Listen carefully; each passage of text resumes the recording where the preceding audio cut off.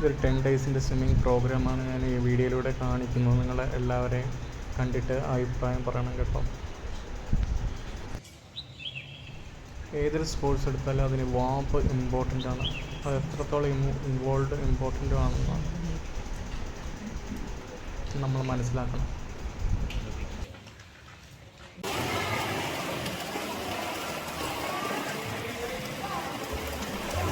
Days project ആരെയും pressure ചെയ്തിട്ട് നമ്മുടെ കുട്ടികളെ ചെറിയ അങ്ങനെ ഒന്നും ചെയ്യരുത് കേട്ടോ.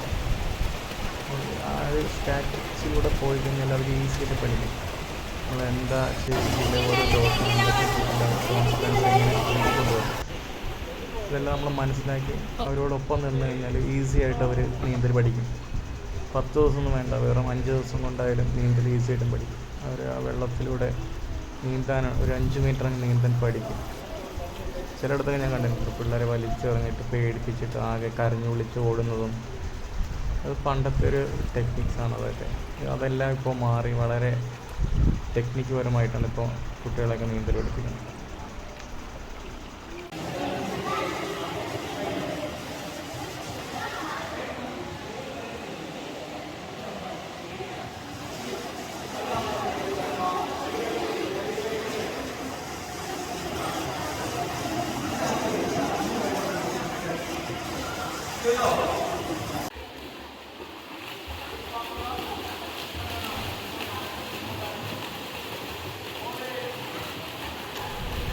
ഫസ്റ്റ് ഡേ കിക്കിങ്ങാണ് അവർ ചെയ്യുന്നത്. അത് കിക്കിങ് കാണുമ്പോൾ തന്നെ മനസ്സിലാവും എത്രത്തോളം അവരുടെ ഫ്ലെക്സിബിലിറ്റിയും എൻഡുറൻസും സ്ട്രെങ്തൊക്കെ ഉണ്ടെന്ന്. കാരണം അവർക്ക് കൺട്രോൾ ചെയ്യാൻ പറ്റാത്ത രീതിയിലാണ് അവർ കിക്ക് ചെയ്യുന്നത്.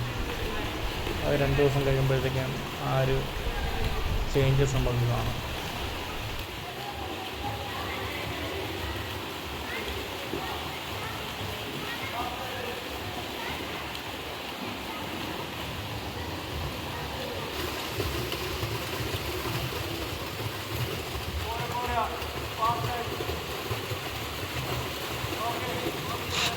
കുറച്ചും കൂടി ബെറ്റർ ആയിട്ടുണ്ട് ഇന്നത്തെ ദിവസം അവർ കിക്ക് ചെയ്യുന്നത്.